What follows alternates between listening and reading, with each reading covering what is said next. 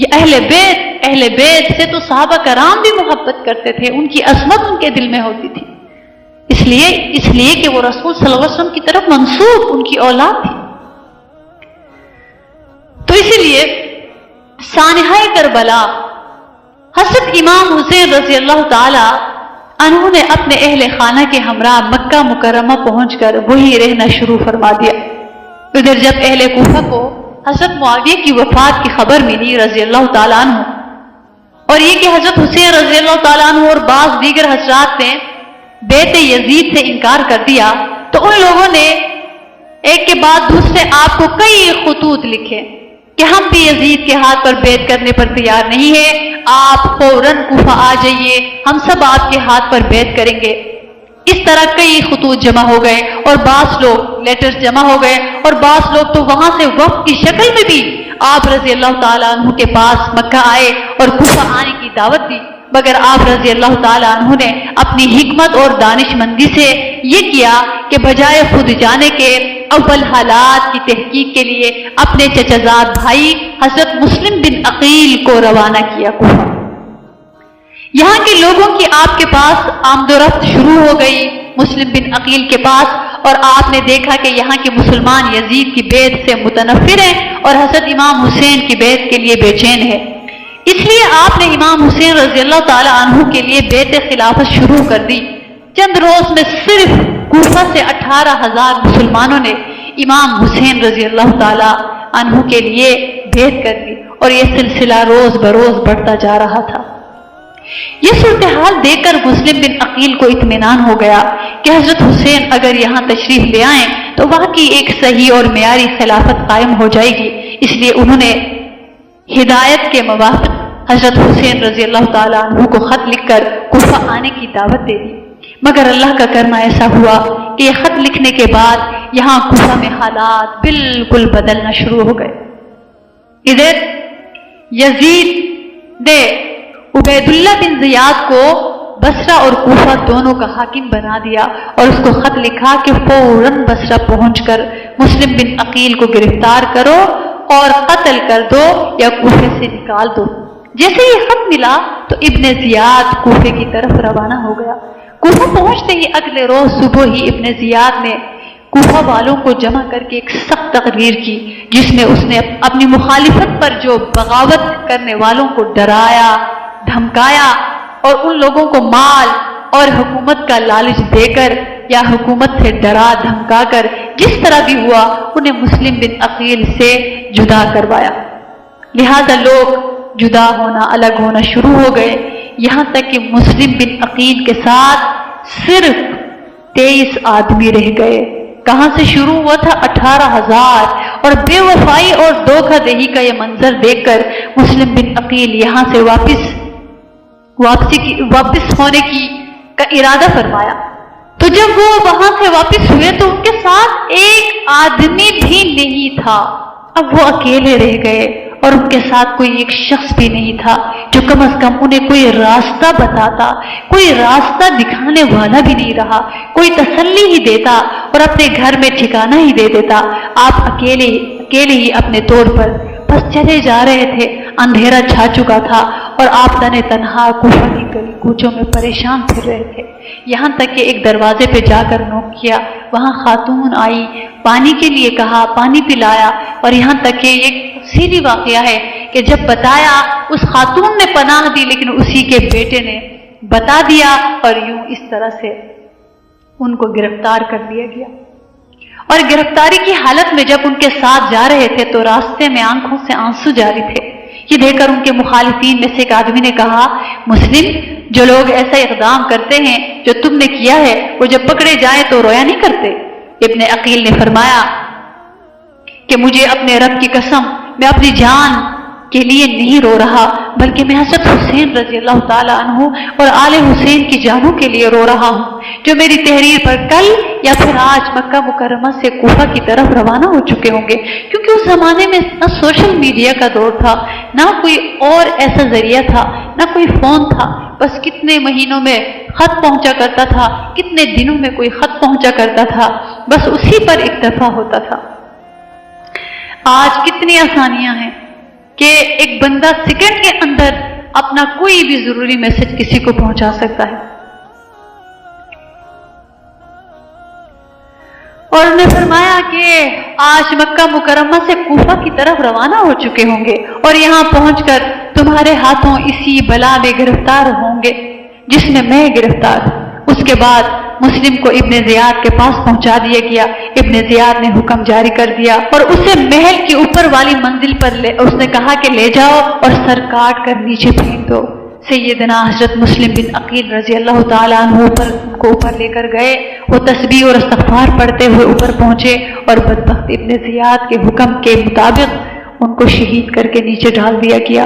انا للہ و انا الیہ راجعون. ان کو قتل کرنے کے بعد ان کو بازار میں لے جا کر ہانی بن عروہ کو بھی قتل کر دیا گیا. ابن زیاد نے ان دونوں کے سر کاٹ کر یزید کے پاس بھیج دیے. یزید نے شکریہ کا خط لکھا اور ساتھ ہی یہ بھی لکھا کہ مجھے یہ خبر ملی ہے کہ حسین عراق کے قریب پہنچ گئے ہیں، اس لیے جاسوس اور خفیہ نمائندے سارے شہر میں پھیلا دو. جس پر ذرا بھی حسین کی تائید کا شبہ ہو اس کو قید کر لو، مگر جو شخص تم سے لڑائی پر اتر آئے اس کے علاوہ اور کسی کو قتل نہ کرو. ادھر حضرت امام حسین رضی اللہ تعالیٰ عنہ کے پاس اہل کوفہ کے 150 خطوط اور بہت سے وفود پہلے پہنچ چکے تھے. پھر مسلم بن عقیل نے وہاں کے 18,000 مسلمانوں کی بیعت کی خبر کے ساتھ ان کو کوفہ کے لیے دعوت دے دی. تو حضرت حسین رضی اللہ تعالیٰ عنہ نے کوفہ جانے کا عزم کر لیا. جب یہ خبر لوگوں میں مشہور ہوئی تو بہت سارے حضرات نے آ کر ان کو کوفہ جانے سے روکا. ان حضرات کا کہنا تھا اہل عراق اور کوفہ کے وعدے اور ان کی بیعتیں قابل بھروسہ نہیں ہے. یہ لوگ قدیم سے عہد شکن اور بے وفا چلے آ رہے ہیں، اس لیے وہاں جانے کا فائدہ شاید حاصل نہ ہو سکے گا، لہذا آپ کو وہاں نہیں جانا چاہیے. حضرت عبداللہ بن عباس رضی اللہ تعالیٰ عنہ نے نہایت ہمدردی کے لہجے میں حضرت حسین رضی اللہ تعالیٰ عنہ کو 2 مرتبہ مشورہ دیا کہ آپ نہ جائیں، اہل کوفہ عہد شکن لوگ ہیں. مگر امام حسین رضی اللہ تعالیٰ عنہ نے اپنے نزدیک وقت کی ایک اہم دینی ضرورت سمجھ کر رضائے الہی کے لیے عزم کر چکے تھے. مشورہ دینے والوں نے ان کو ہر طرح سے خطرات سے آگاہ کیا، لیکن مقصد کی اہمیت نے ان کو خطرات کا مقابلہ کرنے کے لیے آمادہ کیا اور پیچھے ہٹنے کے بجائے آگے بڑھنے پر اکسایا. لہذا 8 ذی الحجہ کو آپ رضی اللہ تعالیٰ عنہ مکہ مکرمہ سے کوفہ کے لیے روانہ ہو گئے. حضرت عبداللہ بن جعفر کو جب آپ کی روانگی کا علم ہوا تو انہوں نے اپنے بیٹے کے ہاتھوں حضرت حسین رضی اللہ تعالیٰ عنہ کو خط روانہ کیا جس میں ان کو وطن مکہ واپسی کا مشورہ دیا. جب یہ خط حضرت حسین رضی اللہ تعالیٰ عنہ کو پہنچایا گیا تو آپ نے اپنے اس عزم کوفہ کو اسی طرح برقرار رکھا اور اپنے اس عزم کی ایک اور وجہ بھی بیان کی کہ میں نے رسول اللہ صلی اللہ علیہ وسلم کو خواب میں دیکھا ہے، مجھے آپ صلی اللہ علیہ وسلم کی طرف سے حکم دیا گیا ہے، میں اس حکم کی بجا آوری کی طرف جا رہا ہوں، خواہ مجھ پر کچھ بھی گزر جائے. بالآخر کسی چیز نے امام حسین کے عزم میں کوئی کمزوری پیدا نہ کی اور وہ کوفہ کے لیے روانہ ہو گئے. حضرت حسین رضی اللہ تعالیٰ عنہ اور ان کے وفادار ساتھی سفر طے کر رہے تھے اور ادھر حسین بن نمیر نے حر بن یزید کو 1000 سواروں کی فوج دے کر آپ رضی اللہ تعالیٰ عنہ کس کے مقابلے کے لیے، وہ جو حضرت فاطمہ کے لاڈلے، حضرت علی کے لاڈلے، محمد رسول اللہ کے پیارے ہیں، حضرت حسین اور ان کے وفادار ساتھی سفر طے کر رہے ہیں. تو لہٰذا حر بن یزید کو 1000 سواروں کی فوج دے کر آپ کے مقابلے کے لیے آپ کی طرف روانہ کر دیا تھا. لہٰذا حر بن یزید اور اس کا لشکر آ کر حضرت حسین کے مقابلے میں ٹھہر گئے. حر نے کہا کہ مجھے آپ سے جنگ کرنے کا حکم نہیں دیا گیا، بلکہ یہ حکم ہے کہ میں آپ سے اس وقت تک جدا نہ ہوں جب تک آپ کو کوفہ نہ پہنچا دوں. حضرت حسین رضی اللہ عنہ کے ساتھ ساتھ وہ چلتا رہا. اسی دوران حضرت حسین نے ایک اہم تقریر کی جو حضرت حسین رضی اللہ تعالیٰ عنہ کے اس سفر کوفہ کے غرض واضح کرتی ہے. چنانچہ آپ نے کیا فرمایا کہ اے لوگوں، رسول صلی اللہ علیہ وسلم نے فرمایا ہے جو شخص کسی ایسے ظالم بادشاہ کو دیکھے جو اللہ کے حرام کو حلال سمجھے اور اللہ کے عہد کو توڑ دے، سنت رسول صلی اللہ علیہ وسلم کی مخالفت کرے، اللہ کے بندوں کے ساتھ گناہ اور ظلم و عدوان کا معاملہ کرے، اور یہ شخص اس بادشاہ کے ایسے افعال و اعمال دیکھنے کے باوجود کسی قول یا فعل سے اس کی مخالفت نہ کرے، تو اللہ تعالیٰ کے ذمہ ہے کہ اس کو بھی اس ظالم بادشاہ کے ساتھ اس کے ٹھکانے. لہذا اس کے بعد یہ دونوں لشکر جب نینوا کے مقام تک پہنچے تو ابن زیاد کی طرف سے ایک قاصد پور بن یزید کے پاس اس کا ایک خط لایا جس میں لکھا تھا کہ جس وقت تمہیں میرا یہ خط ملے تو حسین پر میدان تنگ کر دو اور ان کو کھلے میدان کے سوا کسی پناہ کی جگہ میں نہ اترنے دو اور ایسے میدان کی طرف لے جاؤ جہاں پانی نہ ہو. پیچھے سے ابن زیاد نے عمر بن سعد کو 4000 فوج کے ساتھ مقابلے کے لیے بھیجا اور عمر بن سعد کو یہ حکم بھی دیا کہ حسین اور ان کے ساتھیوں پر پانی بالکل بند کر دو. اللہ اکبر کبیرہ. یہ واقعہ حضرت امام حسین رضی اللہ تعالی عنہ کی شہادت سے 3 دن پہلے کا ہے. یعنی ان کی شہادت سے 3 دن پہلے ان پر پانی بند کر دیا گیا. 3 دن پہلے ان پر پانی بند کر دیا گیا. اللہ اکبر. کہ آپ تصور کیجئے کہ ایسا دشمن اور آگے کھڑا کون ہے, کس کے لیے پانی بند کیا جا رہا. کہ ہم یہ سمجھتے ہیں کہ جو کسی نے کہا نا کہ زبان سے کہہ بھی دیا لا الہ تو کیا حاصل, دل و نگاہ مسلمان نہیں تو کچھ بھی نہیں. صرف یہ کہہ دینا کہ لا الہ الا اللہ محمد رسول اللہ اور باقی اپنی منمانیاں ہوں, باقی ہر وہ خواہشات پوری ہو, باقی وہ سب کچھ کرے جو من کہتا ہے, جو نفس کہتا ہے, تو دل و نگاہ مسلمان نہیں تو کچھ بھی نہیں. اللہ اکبر کہ ان کے لیے پانی بند کیا جا رہا ہے. ان کی شہادت سے 3 دن پہلے اللہ اکبر ظلم بر ظلم یہ ہوا کہ دریائے فرات کا وہ پانی جو انسانوں اور جانوروں ہر ایک کے لیے جاری تھا, رسول اللہ صلی اللہ علیہ وسلم کے گھرانے پر بالکل بند کر دیا گیا. یہاں تک کہ جب یہ سب خسرات پیاس سے بےتاب ہو گئے تو حضرت حسین رضی اللہ تعالی عنہ نے اپنے بھائی عباس بن علی کو 30 سوار اور 30 پیادوں کے ساتھ پانی لانے کے لیے بھیج دیا. پانی لانے پر عمر بن سعد کی فوج سے مقابلہ بھی ہوا مگر بالآخر وہ 20 مشکیزیں پانی کے بھر لائے. وہ رسول جو راتوں کو اپنی امت کے لیے روتے تھے, تڑپتے تھے, سجدوں کی جگہ بھیگ جایا کرتی تھی, انہی کی نسل کے ساتھ یہ ظلم, اور وہ بھی وہ جو کہہ رہے تھے کہ ہم بھی کلمہ پڑھ چکے ہیں. تو اس لیے یہ نہ سمجھنا کہ ایک مسلمان دوسرے مسلمان پر ظلم نہیں کرے گا. نہیں, سلام بھی کرتے ہیں پھر بھی ظلم کرتے, سلامتی کی دعائیں بھی بھیجتے ہیں پھر بھی پیچھے سے وار کرتے ہیں. میرے رسول صلی اللہ علیہ وسلم کی اولاد کے ساتھ یہ ہوا ہے, میرے رسول صلی اللہ علیہ وسلم کے اولاد کے ساتھ اتنا ظلم ہوا ہے.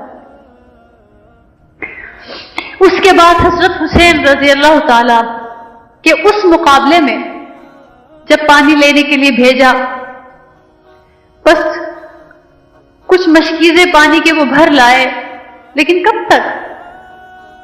72 لوگ تھے, ان کو پیاس, اتنے دنوں سے وہ پیاسے تھے. اس کے بعد حضرت حسین رضی اللہ تعالی عنہ کے عمر بن سعد سے ملاقات ہوئی تو آپ نے ان سے فرمایا کہ ہمارے بارے میں آپ 3 صورتوں میں سے کوئی اختیار کر لو کہ میں جہاں سے آیا ہوں وہی واپس چلا جاؤں, یا میں یزید کے پاس پہنچ جاؤں اور خود اس سے اپنا معاملہ طے کروں, یا مجھے مسلمانوں کسی سرحد پر پہنچا دو جو حال وہاں کے عام لوگوں کا ہوگا میں اسی میں بسر کروں گا. عمر بن سعد کو یہ شرائط اچھی لگی, اس نے ابن زیاد کو خط لکھا کہ مجھے حضرت حسین رضی اللہ تعالی عنہ نے 3 صورتوں کا اختیار دیا ہے اور ظاہر ہے ان میں آپ کا مقصد پورا ہوتا ہے اور امت کی اس میں عافیت اور بہتری ہے. ابن زیاد بھی یہ 3 صورتیں پڑھ کر عمر بن سعد کے اس خط سے متاثر ہوا اور کہا کہ ہم نے اس کو قبول کیا, مگر بدبخت شمر نے ابن زیاد کو اس سے روکا اور کہا آپ حسین کو اس پر مجبور کریں کہ وہ آپ کے پاس آ جائے, پھر آپ چاہے سزا دیں چاہے معاف کریں. ابن زیاد نے شمر کی رائے قبول کر کے عمر بن سعد کو خط لکھا اور یہ خط خود شمر کے ہاتھ ہی عمر بن سعد کو روانہ کر دیا. کہ اس نے کہا لکھا تھا کہ میں نے تمہیں اس لیے نہیں بھیجا کہ تم جنگ سے بچو یا ان کو مہلت دو یا ان کی سفارش کرو. سنو، اگر حسین اور ان کے ساتھی میرے ہی حکم پر صلح کرنا اور میرے پاس آنا حاضر ہونا چاہتے ہیں تو ان کو صحیح سالم یہاں پہنچا دو، ورنہ ان سے جنگ کرو یہاں تک کہ ان کو قتل کر دو، مسلح کر دو، نعوذ باللہ ان کے ناک کان ہاتھ پاؤں کاٹ دو کیونکہ وہ اس کے مستحق ہے. پھر قتل کے بعد ان کو گھوڑوں کی ٹاپوں سے رون ڈالو. اگر تم نے ہمارے اس حکم کی تعمیل کی تو تم کو ایک فرمانبردار کی طرح انعام ملے گا، اور اگر اس کی تعمیل نہیں کرتے تو ہمارے لشکر کو فوراً چھوڑ دو اور شمر کے سپر یہ جو انتظام ہے اس کو کر دو. شمر یہ خط لے کر جب عمر بن سعد کے پاس پہنچا تو عمر سمجھ گئے کہ شمر کے مشورے سے یہ صورت عمل میں آئی ہے کہ میرا مشورہ رد کر دیا گیا. عمر نے شمر سے کہا تم نے بڑا ظلم کیا کہ مسلمان متفق ہو رہے تھے، اس کو ختم کر کے قتل و قتال کا بازار گرم کر دیا. بہرحال حضرت حسین رضی اللہ تعالیٰ عنہ کو یہ پیغام پہنچایا گیا کہ تم ابن زیاد کے پاس حاضر ہو جاؤ، پھر وہ جو چاہے تمہارے ساتھ کرے. ابن زیاد کے پاس حاضر ہونا چونکہ آپ رضی اللہ تعالیٰ عنہ کے اوپر شرم لازم بھی نہیں بنتا تھا، لہذا آپ نے یہ پیغام قبول کرنے سے انکار فرما دیا کہ اس ذلت سے تو موت بہتر ہے. شمر اس محاذ پر محرم کی 9 تاریخ کو پہنچا. حضرت حسین رضی اللہ تعالیٰ عنہ اس وقت اپنے خیمے کے سامنے بیٹھے ہوئے تھے. اسی حالت میں کچھ اونگ آ کر آنکھ بند ہو گئی اور پھر ایک آواز کے ساتھ بیدار ہو گئے. آپ کی بہن زینب رضی اللہ تعالیٰ عنہ نے یہ آواز سنی تو دوڑی آئی اور وجہ پوچھی. فرمایا کہ میں نے رسول اللہ صلی اللہ علیہ وسلم کو خواب میں دیکھا ہے، آپ نے مجھے فرمایا ہے انکم تروح الینا کہ آج شام کو تم ہمارے پاس آنے والے ہو. حضرت زینب یہ سن کر رو پڑی. آپ نے انہیں تسلی دی. اسی حالت میں شمر کا لشکر لڑنے کے لیے سامنے آ گیا. آپ کے بھائی عباس رضی اللہ تعالیٰ عنہ آگے بڑھے اور اس کے مقابل گروہ سے گفتگو ہوئی. اس نے اسی وقت بلا مہلت جنگ کا اعلان سنایا. حضرت عباس رضی اللہ تعالیٰ عنہ نے آ کر حضرت حسین رضی اللہ تعالیٰ عنہ کو اطلاع دی. حضرت حسین نے فرمایا کہ ان سے کہو کہ آج کی رات جنگ ملتوی کر دو تاکہ آج رات میں وصیت اور نماز و دعا اور استغفار کر سکوں. شمر اور عمر بن سعد نے اور لوگوں سے مشورہ کرنے کے بعد مہلت دے دی اور واپس ہو گئے.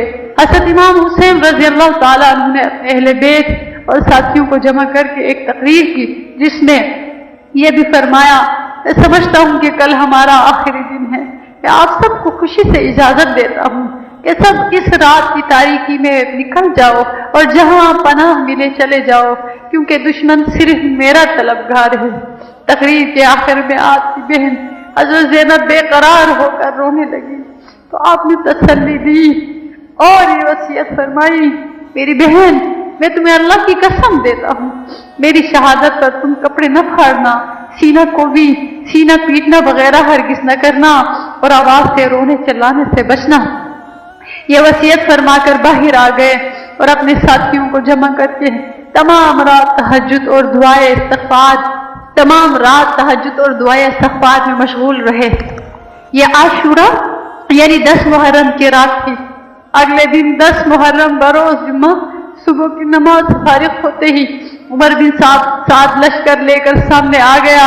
حضرت حسین رضی اللہ تعالی عنہ کے ساتھ اس وقت کل 72 ساتھی تھے، 25 سوار اور 40 پیادل.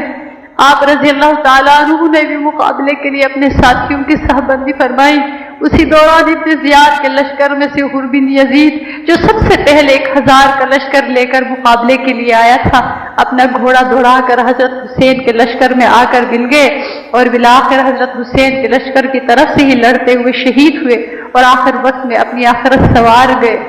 حضرت حسین نے جنگ سے پہلے دشمن کی فوج کو مخاطب کر کے ایک درد انگیز اور دلوں کو ہلا دینے والی تقریر کی جس کی ابتدائی چند اہم باتیں یہ ہیں کہ اے لوگو تم میرا نسب دیکھو میں کون ہوں، پھر اپنے دلوں میں نگاہ ڈالو کیا تمہارے لیے جائز ہے کہ تم مجھے قتل کرو اور میری عزت پر ہاتھ ڈالو. کیا میں تمہارے نبی صلی اللہ علیہ وسلم کی صاحبزادی کا بیٹا نہیں ہوں؟ کیا یہ مشہور حدیث تمہیں معلوم نہیں ہے کہ رسول صلی اللہ علیہ وسلم نے مجھے اور میرے بھائی حسن کو جنت کے نوجوانوں کا سردار فرمایا ہے؟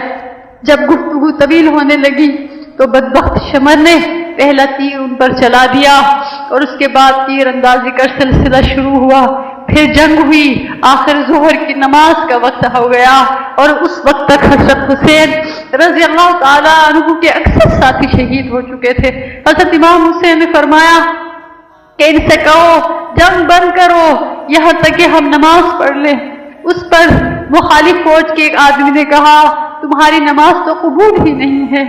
جواب میں حبیب بن مطر نے فرمایا افسوس، کیا تمہاری نماز قبول ہوگی اور آل رسول صلی اللہ علیہ وسلم کی قبول نہیں ہوگی؟ جب ان لوگوں نے حضرت حسین کو نماز پڑھنے کی اجازت نہ دی تو آپ نے اپنے چند ساتھیوں کے ساتھ صلاۃ الخوف کے مطابق ظہر کی نماز ادا فرمائی. نماز کے بعد پھر اسی طرح جنگ چلتی رہی. اس میں حضرت حسین کے بڑے بیٹے حضرت علی اکبر یہ شعر پڑھتے ہوئے آگے بڑھے کہ میں علی ہوں، حسین علی کا بیٹا ہوں، رب کعبہ کی قسم ہم رسول اللہ سے قریب تر ہے. کمبخت نے ان کو نیزہ مار کر گرا دیا. پھر کچھ اور بدبخت آگے بڑھے اور ان کی لاش کے ٹکڑے کر دیے. حضرت حسین سامنے آئے اور کہا میرے بیٹے اللہ تعالیٰ اس قوم کو برباد کرے جس نے تجھے قتل کیا ہے. یہ لوگ اللہ پر اس کے رسول کے حرم پر کتنے جرأت مند ہو رہے ہیں. اس کے بعد ان کی لاش اٹھا کر خیمے کے پاس پہنچا دی. حضرت قاسم بن حسن کے سر پر تلوار مار دی. وہ گرے اور ان کے منہ سے نکلا کہ اے چچا جان. تو حضرت حسین دوڑ کر ان کو سنبھالا اور اسی طرح تلوار سے حملہ کیا. کوہنی سے ہاتھ کٹ گیا اس دشمن کا. حضرت حسین اپنے اس بھتیجے قاسم کی لاش کو اپنے کندھے پر اٹھا کر لائے اور اپنے بیٹے اور دوسرے اہل بیت کے برابر لٹا دیا. اب حضرت حسین رضی اللہ تعالی عنہ تقریباً تنہا اور بے آر و مددگار رہ گئے، لیکن ان کی طرف بڑھنے کی کسی کو ہمت نہیں ہوئی. اس طرح بہت دیر تک یہی کیفیت رہی کہ جو شخص آپ کی طرف بڑھتا اسی طرح لوٹ جاتا اور حضرت امام حسین کے قتل اور ان کے گناہ کو اپنے سر لینا نہ چاہتا تھا. دیکھیے ایک اگر ہم حدیث پاک میں پڑھتے ہیں تو نبی کریم صلی اللہ علیہ وسلم کی ہجرت کا واقعہ یاد آتا ہے کہ کفار ان کے خلاف مشورہ کر رہے تھے اور شیطان نے آ کے ان کے بیچ میں بیٹھ کر مشورہ دیا تھا کہ ان کو کس طرح سے شہید کرنا ہے کہ سب اکٹھا وار کرو، اس طرح کسی کے اوپر بھی قتل کا جرم ثابت نہیں ہوگا. لہذا وہاں پہ اللہ پاک نے اپنے رسول کو بچ نکالا اور یہی یہاں پر بھی ہوا، لیکن یہاں پہ اللہ تعالیٰ نے شہادت کا مقام دینا تھا. لہذا قبیلہ کندہ کا ایک بدبخت مالک بن نصیر آگے بڑھا اور حضرت حسین کے سر پر تلوار سے حملہ کیا، جس سے آپ کا سر مبارک شدید زخمی ہو گیا اور ٹوپی خون سے بھر گئی. اب حضرت حسین تھک چکے تھے رضی اللہ تعالی عنہ علیہ السلام اپنے خیمے کے دروازے پر تشریف لائے اور اپنے چھوٹے بیٹے عبداللہ کو بلایا اور اپنی گود میں بٹھا لیا. پھر ان کو اپنے قریب کر کے چومنے لگے جیسے کوئی الوداع کرتے وقت حسرت کے ساتھ چومتا ہے. اتنے میں قبیلہ بنو اسد کے ایک شخص نے اس معصوم بچے کو تیر مارا جس نے انہیں ذبح کر ڈالا اور وہ شہید ہو گئے. حضرت حسین نے ان کا خون اپنے ہاتھوں میں لیا اور اسے آسمان کی جانب انڈیل دیا اور عرض کی اے میرے رب تو ہی ان ظالموں سے ہمارا بدلہ لے لے. اس وقت حضرت حسین کی پیاس کو پہنچ چکی تھی. آپ پانی پینے کے لیے دریائے فرات کی طرف بڑھے. وہ ظالم اس میں بھی رکاوٹ بنے.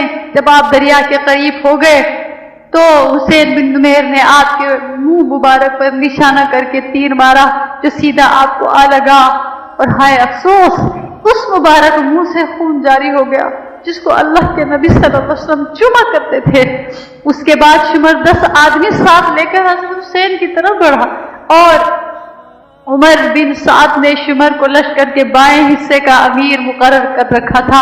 آپ کی جب اس پر نظر پڑی تو فرمایا اللہ اور اس کے رسول سچ فرماتے ہیں کہ رسول صلی اللہ علیہ وسلم نے فرمایا گویا میں ایک دھبے دار جسم والے کتے کو دیکھ رہا ہوں کہ وہ میرے اہل بیت کا خون پی رہا ہے. بدبخت شمر کو برص کی بیماری تھی جس سے جسم پر سفید دھبے بن چکے تھے۔ حضرت حسین شدید پیاس اور اپنے زخموں کے باوجود ان کا دلیرانہ مقابلہ کر رہے تھے۔ جس طرح بڑھتے تو یہ لوگ ایسے بھاگتے نظر آتے تھے جیسے شیر کے سامنے بکریاں بھاگتی ہیں۔ اہل تاریخ نے کہا یہ ایک بے مثل واقعہ ہے کہ جس شخص کی اولاد اور اہل خانہ قتل کر دیے گئے ہوں خود اس کو شدید زخم لگے ہوں اور وہ شدت پیاس کے باوجود پانی کے ایک قطرے سے محروم ہو، اور وہ اس حالت میں اس طرح ثابت قدمی سے مقابلہ کر رہا ہے کہ جس طرف رخ کرتا ہے مسلح سپاہی بھیڑ بکریوں کی طرح بھاگنے لگتے ہیں۔ شمر نے جب یہ دیکھا حضرت حسین کو قتل کرنے سے رضی اللہ تعالیٰ عنہ اور شخص بچنا چاہتا ہے تو آواز دی کہ سب مل کر اکٹھے حملہ کرو۔ اس پر بہت سے بد نصیب آگے بڑھے، نیزوں اور تلواروں سے ایک دم اکٹھے حملہ کیا، اور رسول صلی اللہ علیہ وسلم کے اس صاحبزادے اور اس وقت کی روئے زمین کی سب سے عظیم ہستی نے ظالموں کا دلیرانہ مقابلہ کرتے ہوئے حق کی خاطر جان دے دی اور شہید ہو گئے۔ انا للہ و انا الیہ راجعون۔ یہ شہادت گئے الفت میں قدم رکھنا ہے۔ لوگ آسان سمجھتے ہیں مسلمان ہونا۔ شمر نے کہا کہ ان کا سر کاٹ دو۔ وہ آگے بڑھا مگر ہاتھ کام گئے۔ پھر بدبخت سنان بن انس نے یہ کام انجام دیا اور سر مبارک کاٹ کر بدن سے الگ کر دیا۔ بدبخت ابن زیاد کا حکم تھا کہ قتل کے بعد لاش کو گھوڑوں کی ٹاپوں سے روندا جائے۔ عمر بن سعد نے چند سواروں کو حکم دیا، انہوں نے یہ بھی کر ڈالا۔ اس طرح جمعے کے روز آنے والی قیامت سے پہلے 10 محرم کو بروز جمعہ یہ قیامت صغریٰ قائم ہو گئی۔ رضی اللہ عنہ وارضا ورزقنا حبا وحبا من بالا۔ جب دیکھا گیا تو حضرت حسین کی لاش پر 33 زخم نیزوں کے اور 34 زخم تلواروں کے تھے، تیروں کے زخم ان کے علاوہ تھے۔ حضرت حسین رضی اللہ تعالی عنہ اور عام اہل بیت کے قتل سے فارغ ہو کر یہ ظالم لوگ آپ کے چھوٹے بیٹے علی اصغر، جنہوں نے بعد میں زین العابدین کے نام سے شہرت پائی اور انہی سے حضرت حسین کی نسل پوری دنیا میں چلی، ان کی طرف متوجہ ہوئے۔ شمر نے ان کو بھی قتل کرنا چاہا تو انہوں نے ایک آدمی حمید بن مسلم نے کہا کہ سبحان اللہ، کیا ہم ایسے نوعمر لڑکے کو قتل کریں گے جو مریض بھی ہے اور جنگ میں اس نے حصہ بھی نہیں لیا، لہذا اس بات پر چھوڑ دیا۔ عمر بن سعد اہل بیت اور حضرت حسین رضی اللہ تعالی عنہ کی بیٹیوں اور بہنوں اور بچوں کو ساتھ لے کر کوفہ کے لیے نکلے تو حضرت حسین اور ان کے اصحاب کی لاشیں پڑی ہوئی تھی۔ عورتیں بچوں کے سامنے یہ منظر آیا تو کوہرام مچ گیا، گویا زمین و آسمان رونے لگے۔ عمر بن سعد نے ان سب اہل بیت کو ابن زیاد کے سامنے پیش کیا تو حضرت حسین رضی اللہ تعالی عنہ کی بہن حضرت زینب رضی اللہ تعالی عنہا بہت میلے کپڑے پہن کر پہنچی اور ان کی باندیاں ان کے گرد تھی اور ایک طرف جا کر خاموش بیٹھ گئی۔ ابن زیاد نے پوچھا کہ الگ بیٹھنے والی کون ہے؟ زینب رضی اللہ تعالیٰ نے کوئی جواب نہ دیا۔ کئی مرتبہ اس طرح دریافت کیا مگر زینب رضی اللہ تعالیٰ عنہ خاموش رہی۔ جب کسی لونڈی نے کہا کہ یہ زینب رضی اللہ تعالیٰ عنہ بنت فاطمہ رضی اللہ تعالیٰ عنہ ہیں، ابن زیاد بولا شکر ہے اللہ کا جس نے تمہیں رسوا کیا اور قتل کیا اور تمہاری بات کو جھوٹا کیا۔ اس پر حضرت زینب رضی اللہ تعالیٰ عنہ کڑک کر بولی شکر ہے اللہ کا جس نے ہمیں محمد مصطفیٰ صلی اللہ علیہ وسلم کے نسب سے شرف بخشا اور قرآن ہمارے پاک کرنے کو بیان کیا۔ رسوا وہ ہوتا ہے جو اللہ کی نافرمانی کرتا ہے۔ ابن زیاد نے غصے میں آ کر کہا اللہ نے مجھے تمہارے غیظ سے شفا دے دی اور تمہارے سرکش کو ہلاک کیا۔ حضرت زینب رضی اللہ تعالیٰ عنہ کا دل بھر آیا، رونے لگی اور کہا کہ تو نے ہمارے چھوٹوں بڑوں کو قتل کر دیا، اگر یہ تیری شفا ہے تو شفا سمجھ۔ ابن زیاد نے ایک نماز کے بعد خطبہ دیا جس میں حسین اور حضرت علی رضی اللہ تعالیٰ عنہما پر سب و شتم کیا۔ اس بدبخت نے ابن زیاد نے لوگوں کو جمع کر کے سب کے سروں کو سامنے رکھا اور ایک چھڑی سے سیدنا امام حسین رضی اللہ تعالی عنہ کے منہ مبارک کو چھونے لگا۔ یہ منظر دیکھ کر وہاں موجود صحابی رسول حضرت زید بن ارقم رضی اللہ تعالی عنہ سے رہا نہ گیا۔ وہ بول اٹھے کہ چھڑی ان پاک ہونٹوں کے اوپر سے ہٹا لے، قسم ہے اس ذات کی جس کے سوا کوئی معبود نہیں، میں نے رسول اللہ صلی اللہ علیہ وسلم کو دیکھا ہے کہ وہ ان ہونٹوں کو بوسہ دیتے تھے۔ اور یہ کہہ کر وہ رو پڑے۔ ابن زیاد نے کہا اگر تم بوڑھے نہ ہوتے تو میں تمہاری بھی گردن اڑا دیتا۔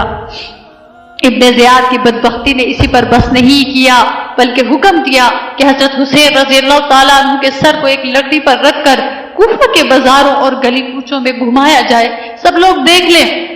اس کے بعد اس مبارک سر اور دوسرے ساتھیوں کے سروں کو یزید کے پاس شام بھجوا دیا اور اسی کے ساتھ عورتوں اور بچوں کو بھی ان کے ساتھ روانہ کیا۔ حضرت حسین رضی اللہ تعالیٰ کا سر مبارک جس وقت یزید کے سامنے رکھا گیا تو یزید کے ہاتھ میں چھڑی تھی، وہ اس چھڑی کو آگ کے دانتوں پر لگانے لگا تو ابو برزہ اسلمی رضی اللہ تعالیٰ عنہ وہاں موجود تھے۔ انہوں نے کہا اے یزید تو اپنی چھڑی حضرت حسین کے دانتوں پر لگاتا ہے، میں نے رسول صلی اللہ علیہ وسلم کو دیکھا ہے کہ ان کو بوسہ دیتے تھے۔ اے یزید قیامت کے روز تو آئے گا تو تیری شفاعت ابن زیاد ہی کرے گا، اور سیدنا حسین آئیں گے تو ان کی شفیع محمد مصطفیٰ صلی اللہ علیہ وسلم ہوں گے۔ اور یہ کہہ کر وہاں سے اٹھ گئے۔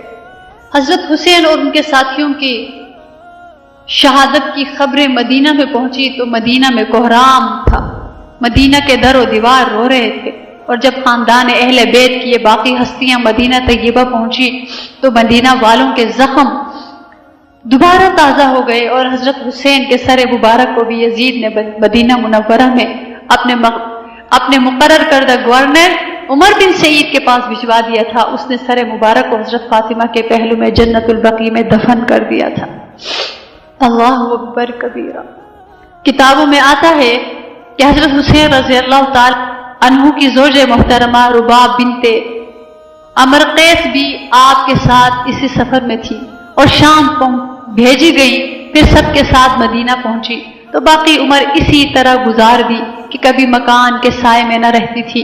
کوئی کہتا کہ دوسری شادی کر لو تو جواب دیتی تھی کہ رسول صلی اللہ علیہ وسلم کے بعد اور کسی کو اپنا سسر بنانے کے لیے تیار نہیں، یہاں تک کہ 1 سال کے بعد ان کی وفات ہو گئی۔ اسی لیے کسی نے کہا غریب و سادہ و رنگی ہیں داستان حرم، غریب و سادہ و رنگی ہیں داستان حرم، نہایت اس کی حسین ابتدا ہے اسماعیل۔